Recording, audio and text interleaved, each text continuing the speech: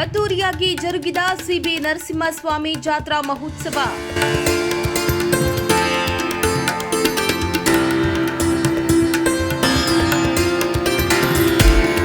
ನೆರೆ ರಾಜ್ಯಗಳಿಂದಲೂ ಜಾತ್ರೆಗೆ ಆಗಮಿಸಿದ ಭಕ್ತರು.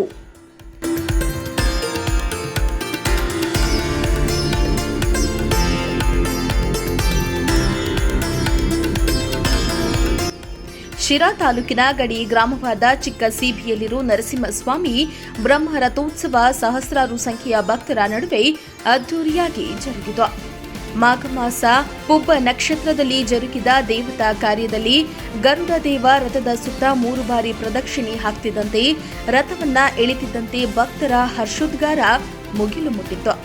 ರಥ ಸಾಕ್ತಿದ್ದಂತೆ ಭಕ್ತರು ತಮ್ಮ ಕೈಯಲ್ಲಿದ್ದ ಬಾಳೆಹಣ್ಣು ದವನ ಎಸೆದು ದೇವರ ಕೃಪೆಗೆ ಪಾತ್ರರಾದರು.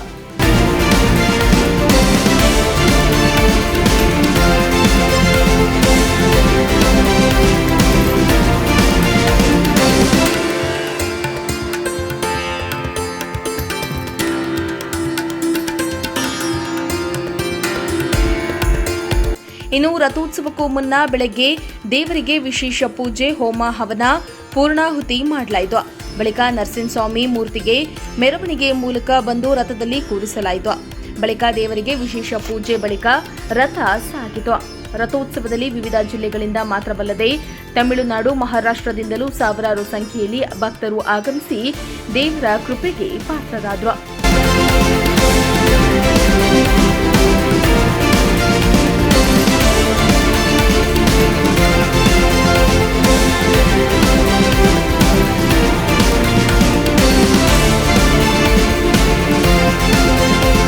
ಸಿಬಿ ನರಸಿಂಹಸ್ವಾಮಿ ರಥೋತ್ಸವ ಸುಮಾರು 1 ವಾರಗಳ ಕಾಲ ಜರುಗಲಿದ್ದು, ನಿತ್ಯ ಸಾಂಸ್ಕೃತಿಕ ಕಾರ್ಯಕ್ರಮಗಳು ಜರುಗಲಿದ್ದು, ಭಕ್ತರ ದಂಡೆ ಹರಿದು ಬರುತ್ತೆ. ಇನ್ನು ಇಂದು ರಥೋತ್ಸವದಲ್ಲಿ ತುಮಕೂರು ಗ್ರಾಮಾಂತರ ಕ್ಷೇತ್ರದ ಶಾಸಕರಾದ ಸುರೇಶ್ ಗೌಡ ಭಾಗಿಯಾಗಿದ್ದು ವಿಶೇಷ ಪೂಜೆಯನ್ನ ಸಲ್ಲಿಸಿದರು.